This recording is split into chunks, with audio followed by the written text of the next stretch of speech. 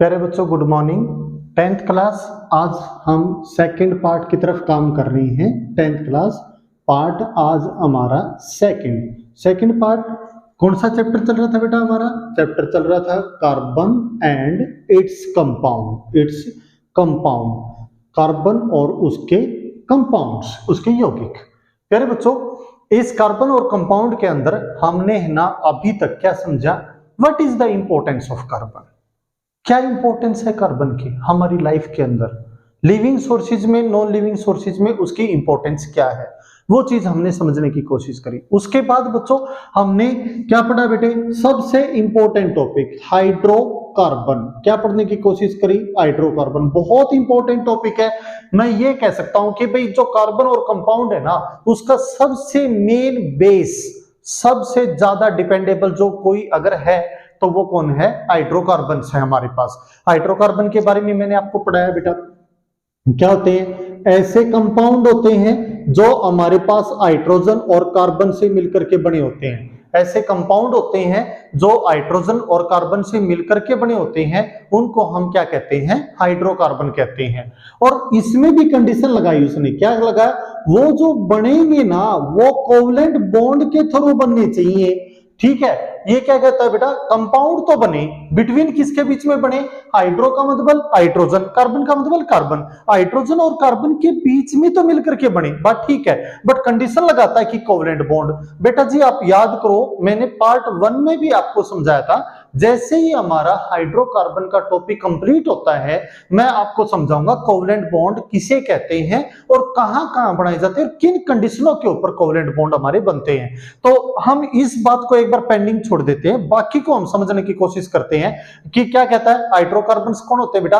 Hydrocarbons वो होते हैं जो कार्बन और हाइड्रोजन के बीच में हमारे पास बने होते हैं, उन्हें हम क्या कहते हैं? हाइड्रोकार्बन्स कहते हैं। और हाइड्रोकार्बन्स जो बनते हैं बेटा जी, वो हमारे पास कहां से बनते हैं, उनको समझने की कोशिश करते हैं। बीच में कुछ प्रॉब्लम आ गई थी, वो मैंने खत्म कर दी। अब हमें कोई प्रॉब्लम नहीं आएगी, हम कंटिन्यू क्लास को रखेंगे बेटा। तो क्या कहता है? हाइड्रोकार्बन कौन से होते हैं बेटे? जो कार्बन और हाइड्रोजन के बीच में बनते हैं। टाइप्स की बात करी हमने, टाइप्स पढ़ने की कोशिश करी। टाइप्स कितने प्रकार का होता है बेटा? 2 प्रकार का होता है प्यारे बच्चों। कौन कौन सा? एक तो होता है सैचुरेटेड। कौन सा होता है भाई? सैचुरेटेड। और एक होता है हमारे पास अनसैचुरेटेड। कौन सा होता है? एक तो सैचुरेटेड हाइड्रोकार्बन होता है और एक हमारे पास अनसैचुरेटेड हाइड्रोकार्बन्स होते हैं। सैचुरेटेड हाइड्रोकार्बन्स कौन से होते हैं बेटा? जो कहता है कार्बन और कार्बन के बीच में सिंगल बॉन्डेड जुड़े हों। कौन से जुड़े हो बेटा? सिंगल बॉन्ड के थ्रू जुड़े हो, उन्हें हम सैचुरेटेड कहते हैं। इसका मतलब कार्बन और कार्बन के बीच में सिंगल बॉन्ड आना चाहिए, वो कार्बन और देखो पॉइंट नोट करने वाली बात है, पॉइंट नोट करें। यहां पर हम पढ़ रहे हैं हाइड्रोकार्बन, बात होनी चाहिए कार्बन और हाइड्रोजन की। और जब सैचुरेटेड फॉर्म कर रहे हैं तो मैं बार बार रिपीट कर रहा हूं कि कार्बन और कार्बन के बीच में सिंगल बॉन्ड आना चाहिए। तो हाइड्रोजन कहां पर है? इस बात को आज हम इस लेक्चर में ढूंढेंगे। इस बात को ढूंढेंगे कि हाइड्रोजन की इंपॉर्टेंस क्या है, जबकि डेफिनेशन कहती है कि कार्बन और हाइड्रोजन के बीच में बॉन्ड जाना चाहिए। सैचुरेटेड फॉर्म कहती है कार्बन कार्बन के बीच में सिंगल बॉन्ड होना चाहिए। तो हाइड्रोजन कहां है, उसको ढूंढेंगे। टॉपिक आगे बढ़ाते हैं। कार्बन कार्बन के बीच में सिंगल बॉन्ड होने चाहिए और इनसे बने हुए जितने भी सिंगल बॉन्ड फॉर्म होंगी वो सारी की सारी सैचुरेटेड फॉर्म होंगी, वो सारी की सारी सैचुरेटेड हाइड्रोकार्बन्स कहलाएंगी। अनसैचुरेटेड हाइड्रोकार्बन्स वो होंगे जहां कार्बन कार्बन के बीच में डबल बॉन्ड, कार्बन कार्बन के बीच में ट्रिपल बॉन्ड या अदर हमारे पास अदर कोई स्पेसिफिक फॉर्म बना करके हमें रिप्रेजेंट कर दे, वो सारी की सारी किस्में काउंट की जाएंगी अनसैचुरेटेड में। यानी कि इंपॉर्टेंस वहां पर हम किसकी देखेंगे? बॉन्ड की देख रहे हैं। सैचुरेटेड में भी बॉन्ड देख रहे हैं, अनसैचुरेटेड में भी बॉन्ड देख रहे हैं। तो हमने इन चीजों की पहचान करनी है। कैसे पहचान होगी? आज का और पार्ट जो 3 हमारा 3rd लेक्चर जो जाएगा उसमें आप बड़े अच्छे से समझ पाओगे कि ये जो सिंगल बॉन्ड की मैं बात कर रहा हूं या मैं डबल बॉन्ड की जो बात कर रहा हूं उसकी इंपॉर्टेंस आपके लिए कैसे और कैसे इसको आप एक्सप्लेन कर सकते हैं। आगे बढ़े बेटा। इसके बाद हमने पढ़ा था बेटा इनकी क्लासिफिकेशन। अब क्लासिफिकेशन हमारे पास कितनी होती है? क्लासिफिकेशन होती है बेटा इनकी चार। कितनी होती है प्यारे बच्चों? चार टाइप की क्लासिफिकेशन में पाया जाता है। कौन पाया जाता है? हाइड्रोकार्बन। कौन पाया जाता है? हाइड्रोकार्बन। चार प्रकार के क्लासेस के अंदर ड्राइव किया जाता है। कैसे कैसे?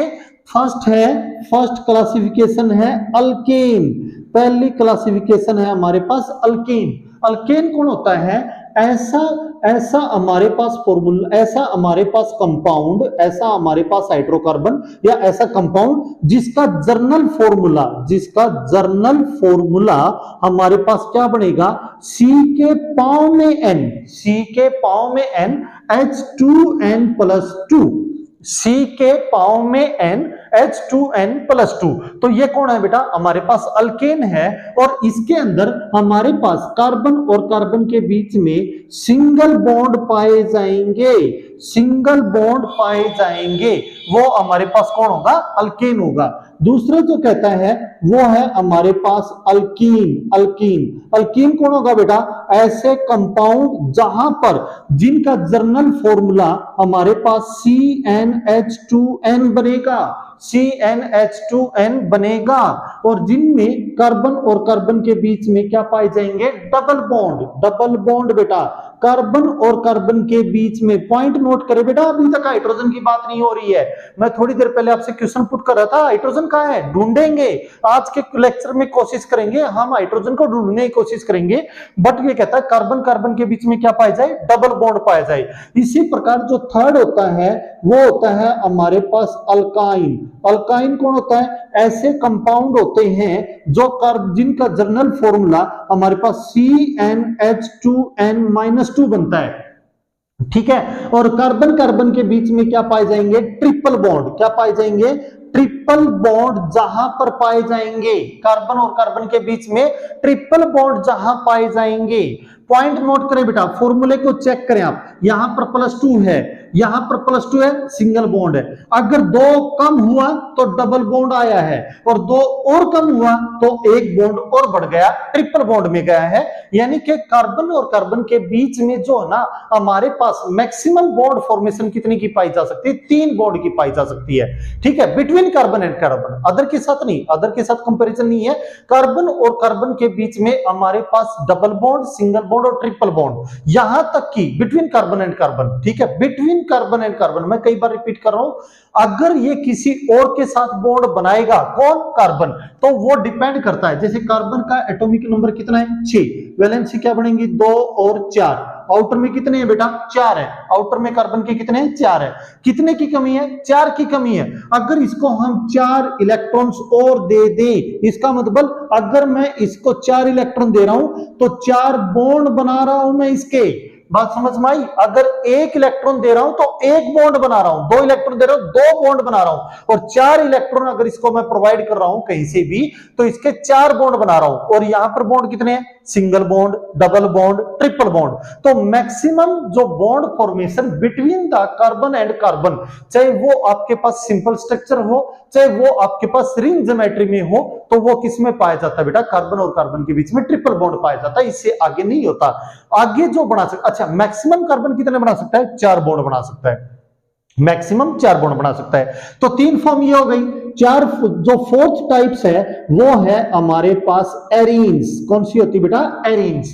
एरीन्स कौन सी होती है? जहां पर हमारे पास रिंग ज्योमेट्री जहां बनती है, रिंग स्ट्रक्चर जहां पर बनते हैं, साइक्लिक स्ट्रक्चर जहां पर भी बनते हैं, वो सारे कौन से होते हैं? एरीन्स के होते हैं। साइक्लिक ज्योमेट्री जहां जहां बढ़ती जाएगी वो सारी की सारी किसकी बनेगी? एरीन्स की। और हमारे 10th लेवल पर एक ज्योमेट्री रिंग जो स्ट्रक्चर है वो है एक ज्योमेट्री। वो ज्योमेट्री कौन सी है? चलो पहले उसी को ही पढ़ लेते हैं ताकि हमें बार बार उसके बारे में दिक्कत ना हो। तो मैं एरीन्स की जो 4 टाइप्स है जिसकी रिंग ज्योमेट्री बनती है, पहले मैं आपको वो एक्सप्लेन करता हूं बेटा जी। चलते हैं हम आगे। तो बेटा जी देखिए अब क्या कहता है, एरीन्स यानी कि रिंग ज्योमेट्री। हमारे सिलेबस में एक ही रिंग ज्योमेट्री दे रखी है, हमारे सिलेबस में एक ही रिंग ज्योमेट्री दे रखी है, रिंग स्ट्रक्चर कह दें हम इसको, या इसी का दूसरा नाम होता है साइक्लिक स्ट्रक्चर बेटा।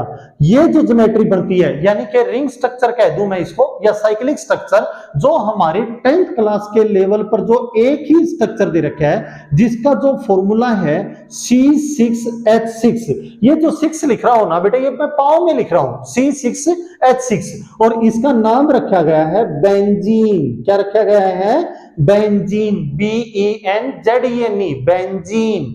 और ये रिंग ज्योमेट्री कैसे बनती है? देखिए, मैंने कहा रिंग बनाइए, यानी कि 6 कार्बनों को इस तरीके से जोड़ दीजिए कि ये आपस में ज्वाइन हो जाएं, कोई भी ना कार्बन फ्री ना रहे, तो उसके सारे के सारे कार्बनों को आप आपस में एक दूसरे के साथ ज्वाइन कर देंगे।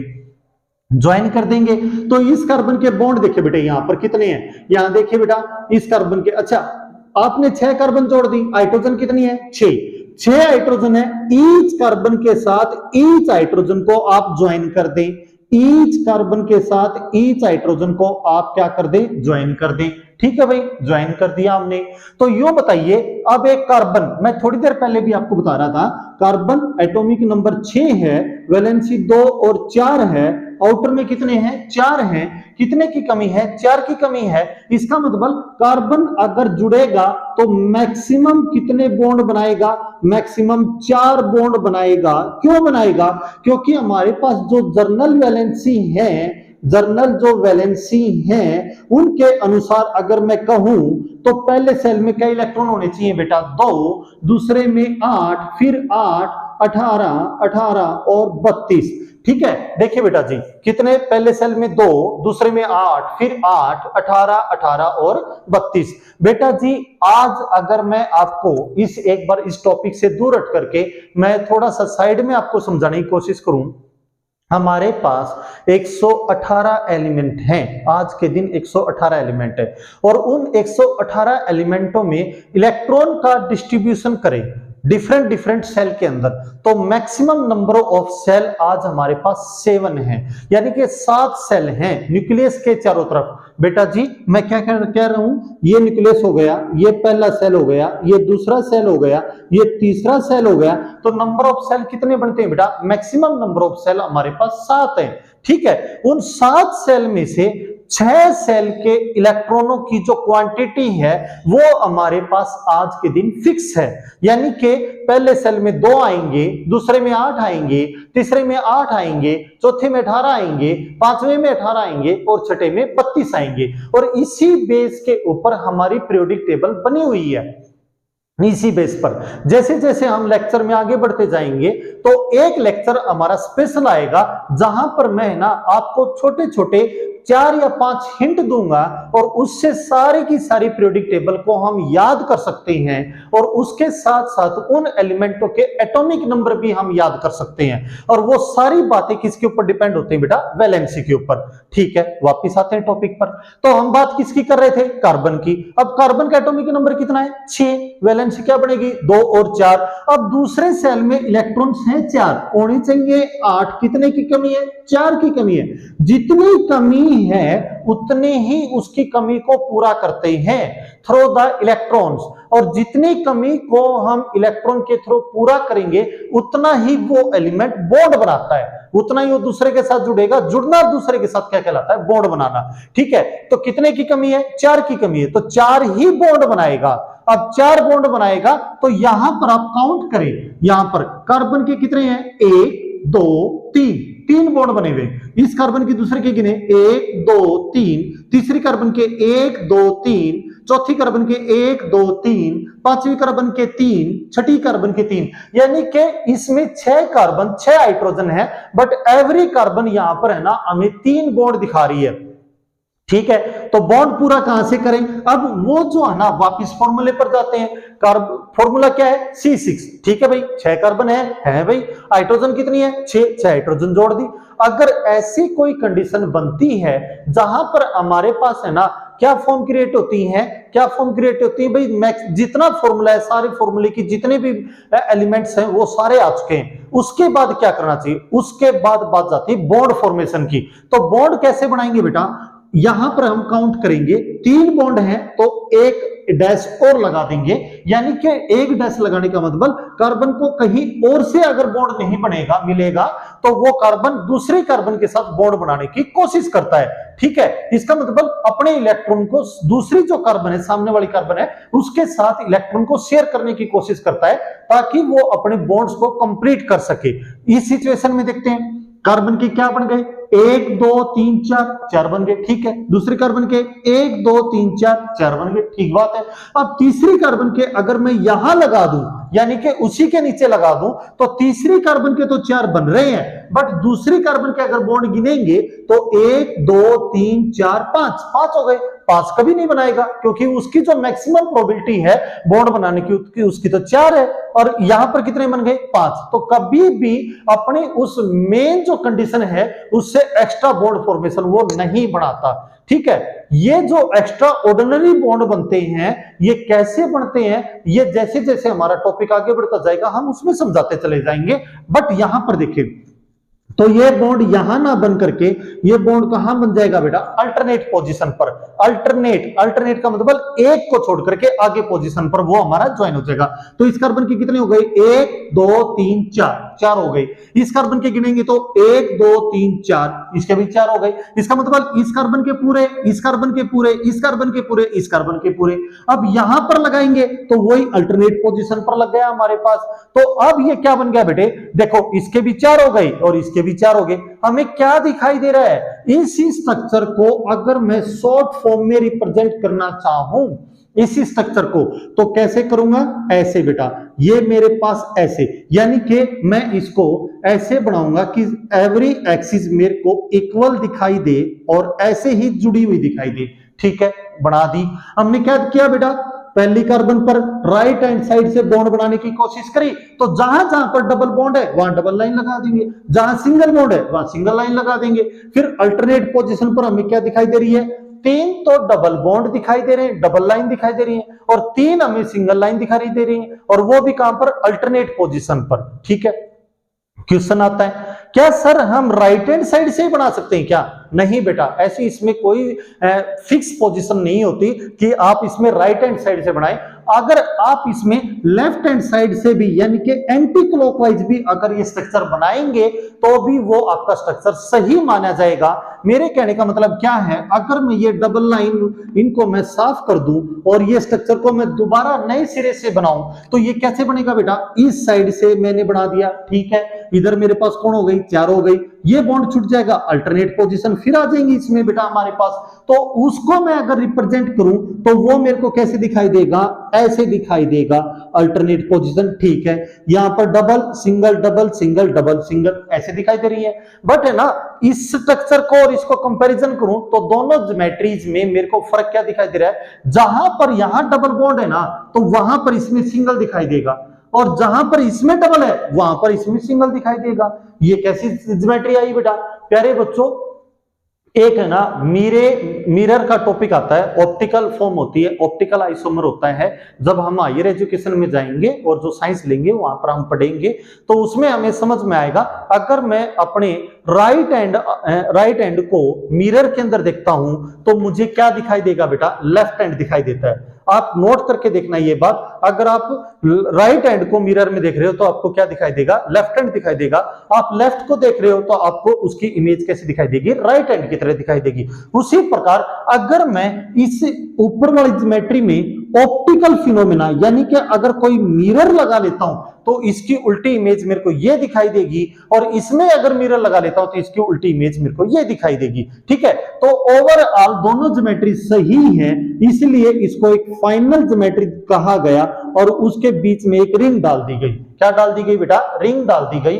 चाहे तो आप ये बनाएं, चाहे आप ये बनाएं, चाहे आप ये बनाएं, तीनों की तीनों ज्योमेट्री आपकी सही मानी जाएंगी। बट जो फाइनल डिसीजन दिया गया, फाइनल जो ज्योमेट्री सिलेक्ट की गई उसको ये नाम दिया गया, और इस रिंग के अंदर ये इंपॉर्टेंस बच्चों को समझाई गई कि ये रिंग हमें बता रही है कि इसमें 3 डबल बॉन्ड है और 3 ही क्या है, सिंगल बॉन्ड है। और ये जो ज्योमेट्री है, ये ज्योमेट्री हमारे पास किसकी बनी बेटा, बेंजीन की ज्योमेट्री बनी।